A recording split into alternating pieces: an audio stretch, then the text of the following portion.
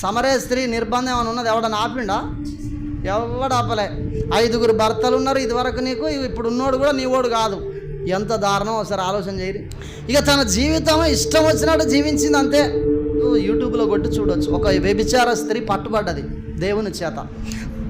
తనును తన స్నేహితురాలు ఇద్దరు ప్రయాణం చేస్తూ ఉన్నప్పుడు యాక్సిడెంట్ అయ్యి ఇద్దరు చచ్చిపోయారు.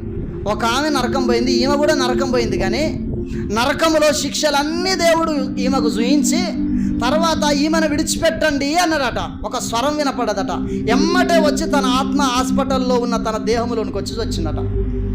అప్పటి వరకు పాపములో ఆ రోజు రాత్రి యాక్సిడెంట్ అయ్యే రోజు కూడా ఇష్టం వచ్చినట్టు జీవించే మందు దాక్కుంటూనే పోతా ఉంది.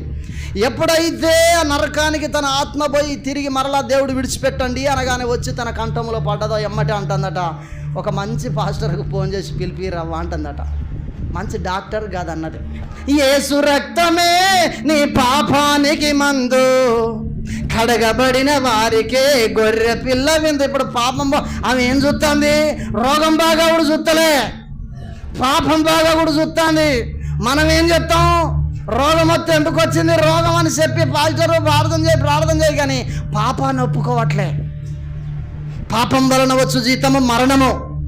మరణం వెనక ఒక రోగం ఉంటుంది, మరణం వెనక ఒక అతిక్రమం ఉంటుంది, మరణం వెనక ఏదో ఒక దేవునికి విరోధమైన పని ఉంటుంది, ఆజ్ఞ అతిక్రమం ఉంటుంది.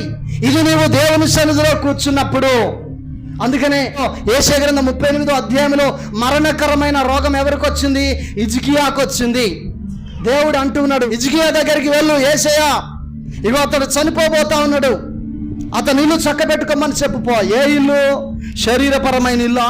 కాదు, తన హృదయం అనే ఇల్లు చక్కబెట్టుకోమన్నాడు.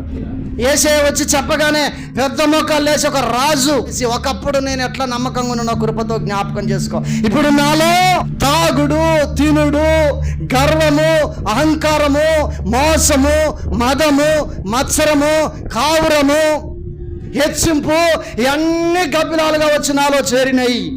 వీటన్నిటిని ఈరోజు నేను వదులుకుంటున్నాను, నీతికి దాసునిగా నేను అప్పగించుకుంటున్నానయ్యా అని ఎక్కిపడి ఏడ్చి తన పాపాన్ని అంతా వదిలిపెట్టి దేవుని సన్నిధిలో తీర్మానం చేసుకున్నాడట.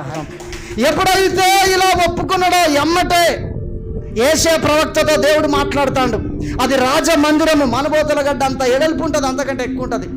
నడిమిషాలకు పోక మునిపే యెహోవా వాక్కు యేషయాకు ప్రత్యక్షమై, ఇదిగో హిజ్కియా దగ్గరికి వెళ్ళి నీ పితరుల దేవుడైన యెహోవా సెలవిచ్చుచున్నాడు, నువ్వు కన్నులు విడుచుట చూశాను, నువ్వు తగ్గించుకుంటూ చూశాను, నువ్వు నీ పాపం ఒప్పుకుంటూ చూశాను, 15 సంవత్సరాల ఆయుష్ నీకు ఇస్తున్నాను. ఈ స్త్రీ కూడా ఏం చేసింది? ఒక మంచి పాస్టర్ని పిలిపించుకొని ప్రార్థన చేయించుకున్నది, తన పాపాన్ని అంతా ఒప్పుకున్నది, వదిలిపెట్టింది. ఇప్పుడు నీతికి తను దాసురాలుగా అప్పగించుకున్నది. మనం